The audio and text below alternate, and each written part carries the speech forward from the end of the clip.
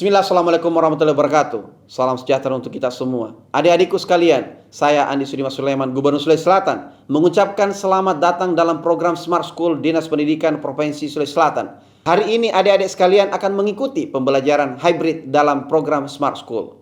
Aplikasi Smart School adalah sebuah pendekatan dengan tetap mengedepankan sebuah pendidikan dengan digital approaching, untuk kemudian mengedepankan kualitas dan mutu pendidikan yang diterima siswa secara seragam di seluruh wilayah Sulawesi Selatan, termasuk di pelosok-pelosok. Program ini bukan hanya memberikan kepada adik-adik sekalian pengalaman belajar yang baru, namun juga memberikan fasilitas kebutuhan dengan fitur bermanfaat seperti rekaman video pembelajaran yang dapat diulang, trik-trik penyelesaian soal, ujian-ujian, serta sarana konsultasi pembelajaran dari guru-guru terbaik di Sulawesi Selatan. Sering-sering mengakses aplikasi Smart School melalui gawai yang adik-adik sekalian miliki di setiap kesempatan yang dimiliki. Untuk seluruh adik-adikku sekalian yang saya cintai, saya banggakan, selamat belajar dan semoga ilmu yang didapatkan bermanfaat untuk menambah pengetahuan pendidikan adik-adik sekalian. Salam kita pada salam. Assalamualaikum warahmatullahi wabarakatuh. Salam sejahtera untuk kita semua.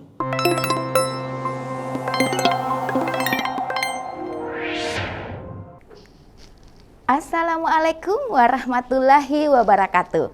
Salam Smart School, generasi Smart School berkarakter cerdas. Yang terhormat Bapak dan Ibu guru pendamping di sekolah serta anak-anakku sekalian. Hari ini kita akan belajar biologi bersama saya, Ibu Nurisnawati, SP MPD.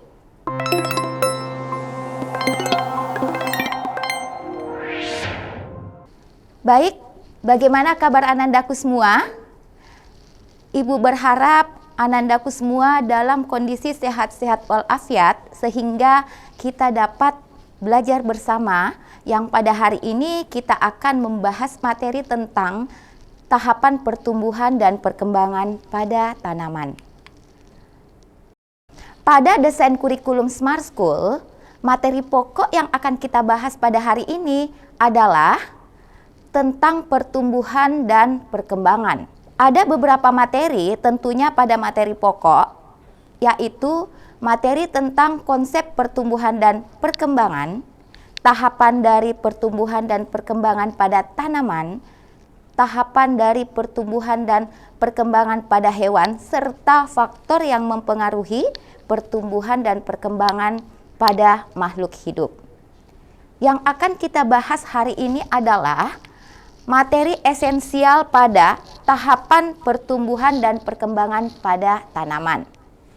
Mengawali pembelajaran kita pada hari ini, mari kita simak video berikut ini.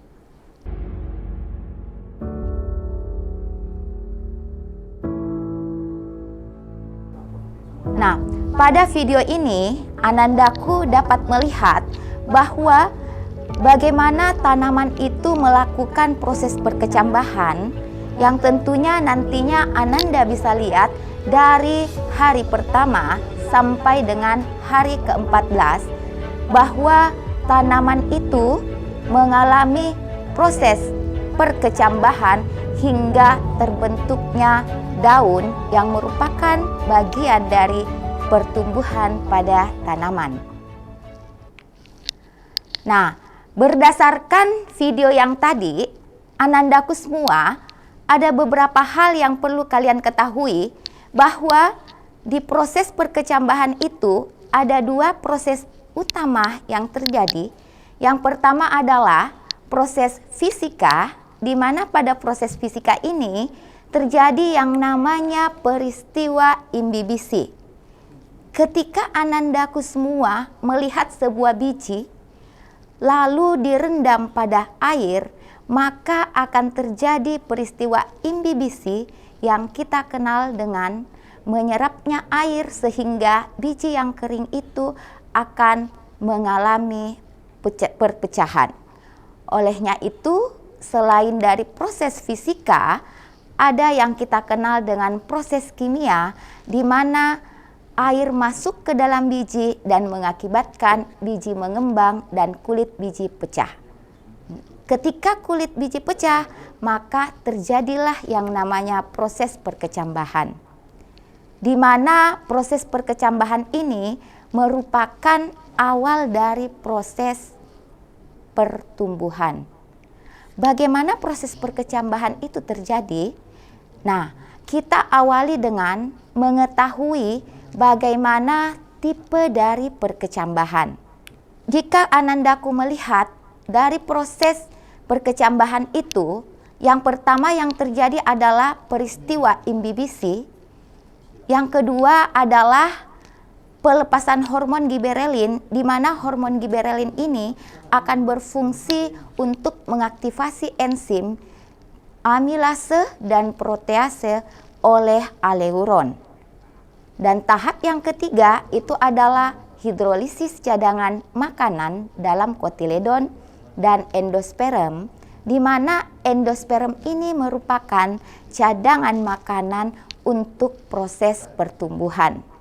Dan tahap yang keempat adalah penghasilan energi dari respirasi aerob yang akan diikuti oleh peristiwa pertumbuhan.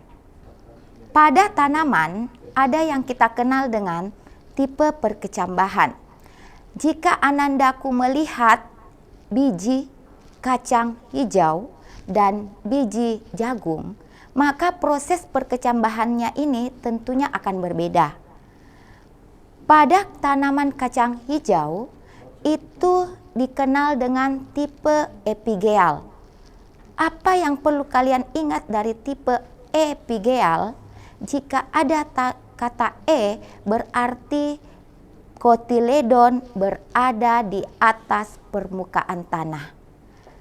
Berarti ketika tanaman itu akan berkecambah, maka dia mengalami perkecambahan yang kotiledonnya akan ikut ke atas permukaan tanah. Apa yang mengakibatkan seperti itu? Karena hipokotil pada tanaman tersebut yang memanjang. Berbeda dengan tanaman pada tanaman jagung, di mana pada tanaman jagung ini merupakan tipe hipogeal.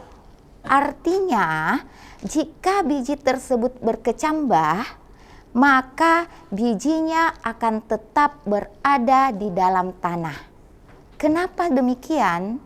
Karena yang tumbuh memanjang adalah epikotil. Ini membuktikan bahwa tanaman itu mengalami pertumbuhan karena terjadi yang namanya pertambahan tinggi. Selanjutnya, setelah tanaman itu mengalami proses perkecambahan, akan diikuti dengan peristiwa pertumbuhan, di mana pertumbuhan ini merupakan pertambahan volume dan jumlah selnya. Ada dua jenis pertumbuhan pada tanaman. Yang pertama adalah pertumbuhan primer, dan yang kedua adalah pertumbuhan sekunder. Anandaku semua perlu mengetahui bahwa semua tanaman melakukan atau mengalami pertumbuhan primer, tetapi tidak semua tanaman mengalami pertumbuhan sekunder. Kenapa seperti itu? Karena pertumbuhan primer terjadi pada bagian apikal yang biasa kita kenal dengan daerah ujung, yaitu terjadi pada ujung akar ataupun ujung batang. Di lingkungan sekitar, Anandaku biasa melihat ada pohon kelapa, ada pohon mangga. Kalau kita melihat kedua tanaman tersebut mengalami pertumbuhan. Kenapa? Karena kedua tanaman tersebut mengalami pertambahan tinggi. Tetapi kalian bisa membedakan bahwa pada tanaman kelapa itu hanya mengalami pertumbuhan primer karena tidak terjadi yang namanya pelebaran pada batang. seperti apa sih pertumbuhan primer itu? Jadi pertumbuhan primer ini ada pertambahan tinggi dan ada bagian penting yang ketika melakukan atau terjadi perkecambahan maka akan terdapat yang namanya tunas embrionik. Yang kedua itu akan ada kotiledon yang berfungsi sebagai tempat cadangan makanan. Nah, selanjutnya adalah pertumbuhan sekunder. Anandaku semua bisa melihat pada gambar. Pada gambar ketika terjadi yang namanya pertumbuhan sekunder, maka akan terjadi pelebaran pada batang. Nah, otomatis ketika kalian melihat tanaman, selain dia bertambah tinggi, dia pun mengalami pertambahan pelebaran pada batang, berarti tanaman tersebut mengalami pertumbuhan primer ataupun pertumbuhan sekunder. Nah, anandaku semua bisa melihat ini adalah pada akar. Jadi selain dia mengalami pertambahan tinggi, juga mengalami pelebaran pada batang. Begitu pula pada ujung batang pada tanaman. Nah, kata kuncinya adalah ketika tanaman itu memiliki kambium, berarti tanaman tersebut mengalami pertumbuhan primer dan pertumbuhan sekunder. Nah, setelah terjadi proses pertumbuhan, akan diikuti dengan proses perkembangan. Perkembangan itu adalah proses menuju kedewasaan, di mana pada proses menuju kedewasaan tentunya tanaman dikatakan dewasa jika tanaman tersebut sudah mengalami pembungaan. Seperti apa tahapan dari pembungaan? Jadi ketika anandaku melihat tanaman yang sudah berbunga, berarti tanaman tersebut sudah melewati tahap perkecambahan, pertumbuhan, dan perkembangan.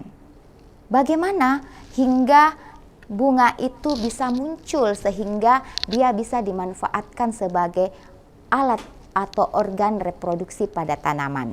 Tahapnya yang pertama adalah induksi bunga, yang kedua ada inisiasi bunga, lalu bunganya akan mulai mekar yang biasa dikenal dengan antesis, dan terjadi yang namanya penyerbukan, yaitu jatuhnya serbuk sari ke kepala putik sehingga terjadilah pemasakan buah dan biji.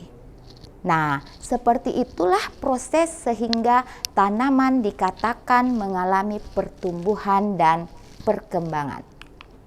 Nah, tadi sudah Ibu jelaskan bahwa tanaman itu mengalami pertumbuhan yang diikuti oleh perkembangan. Seperti apa perbedaan dari pertumbuhan dan perkembangan itu? Nah, pada pertumbuhan tentunya terjadi proses pertambahan panjang atau pertambahan tinggi, bersifat irreversible atau tidak dapat balik, dan dapat dinyatakan dengan angka. Nah, berikut adalah contoh dari soal UTBK, di mana pada soal UTBK ini adalah soal UTBK tahun 2021. Nah, ini adalah kita bisa melihat soal yang pertama itu adalah hormon giberelin berperan dalam proses perkecambahan biji. Kata kuncinya di sini adalah ada hormon giberelin, di mana kita ketahui bahwa hormon giberelin ini berfungsi untuk mengaktifkan enzim. Jadi kata kuncinya adalah hormon ini berfungsi mengaktifkan enzim. Berarti hormon giberelin sangat berperan pada proses perkecambahan. Pada soal ini adalah tipe soal sebab akibat. Anandaku bisa melihat semua dari pilihannya, kapan kita memilih A, kapan B, C, D maupun E. Nah, sekarang kita kembali ke soal. Hormon giberelin berperan dalam proses perkecambahan biji. Karena giberelin itu berfungsi untuk mengaktifasi fungsi dari enzim yang terdapat pada biji, maka pernyataannya benar. Kita lihat alasannya. Giberelin memicu sintesis enzim amilase yang akan memecah pati. Kata kuncinya lagi adalah ada enzim dan ada amilase. Enzim memacu untuk mengaktifkan amilase, di mana amilase ini akan mengubah pati atau amilum menjadi zat makanan yang dibutuhkan pada proses perkecambahan. Berarti alasannya juga benar.